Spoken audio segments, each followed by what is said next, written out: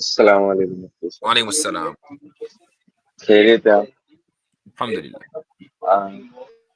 میرا ایک سوال تھا، جیسے ہم اسٹوڈینٹ ہیں، میں بھی بیچلر کر رہا ہوں کمپیوٹر سائنس میں، تو ہم کیسے اس موومنٹ میں کیسے ہیلپ کر سکتے ہیں؟ مطلب فنڈ تو نہیں کر سکتے. That's fine. آپ دعا کریں، آپ اس ویڈیو کو پھیلائیں، اور یہی آپ کا تعاون ہے. اور ایک وہ میرا سوال تھا، لائکلی موسٹلی انڈیا میں 99% اسلامک اسکول نہیں ہوئے، تو ان بچوں کے لیے کیا ہے جو آپ کی سلیبس کو نہیں پڑھ سکتے؟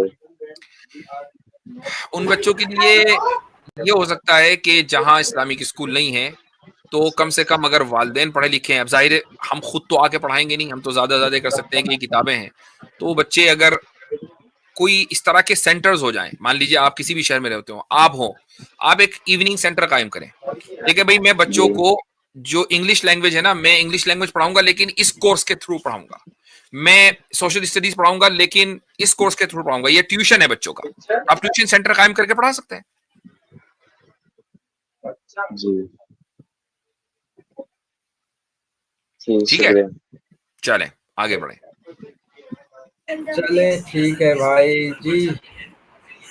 ریاض شیخ، دیکھیں اسٹریم کے تعلق سے کالر جڑے. جی، السلام علیکم مفتی صاحب. وعلیکم السلام. مفتی صاحب، میرا سوال تھا کہ قرآن میں ایک آیت ہے، مجھے ایگزیکٹ ٹرانسلیشن اس کا نہیں یاد ہے، بٹ اس کا موٹا موٹا ایسا ہے کہ اگر آپ کے قرآن کے میسج کو پھیلائیں اینڈ دین اس کے بدلے میں کوئی قیمت نہ دیں. تو جو میرا سوال یہ تھا کہ جو جیسے حافظ لوگ ہوتے ہیں یا مولانا لوگ ہوتے ہیں جو قرآن کی ٹیوشنس دیتے ہیں اینڈ دین بدلے میں ان الذین سیکھ یشترون لیتے ہیں، بآیات اللہ ثمنا قلیلا. تو وہ کیسا ہے؟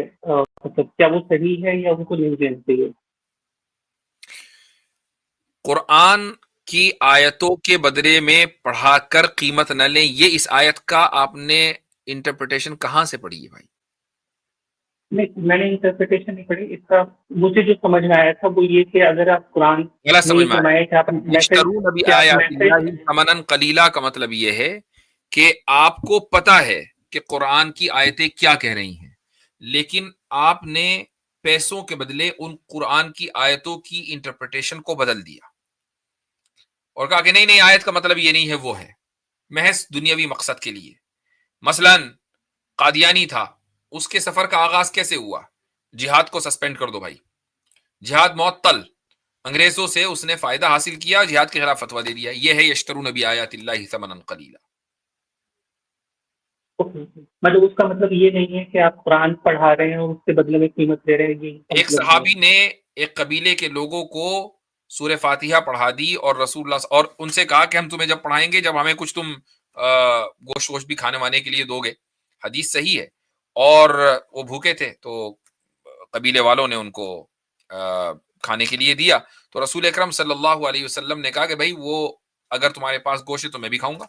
جب وہ مدینہ آ گئے تو یہ کس نے کہہ دیا کہ قرآن کی آیت اگر آپ کسی کو سکھا رہے ہیں تو آپ چارج نہیں کر سکتے؟ یہ ایک فقہی ڈیبیٹ ہے بائی دا وے، اور اس میں امام شافعی رحمۃ اللہ علیہ کا تو واضح فتویٰ موجود ہے کہ بالکل چارج کر سکتے ہیں.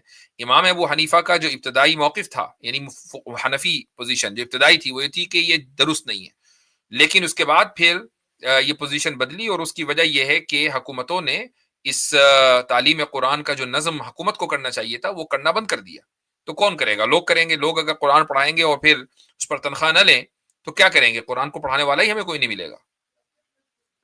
جی مفتی صاحب ایک سوال تھا جو کافی پریشان کر رہا تھا. نہیں، بس ایک ہی سوال. اورنگزیب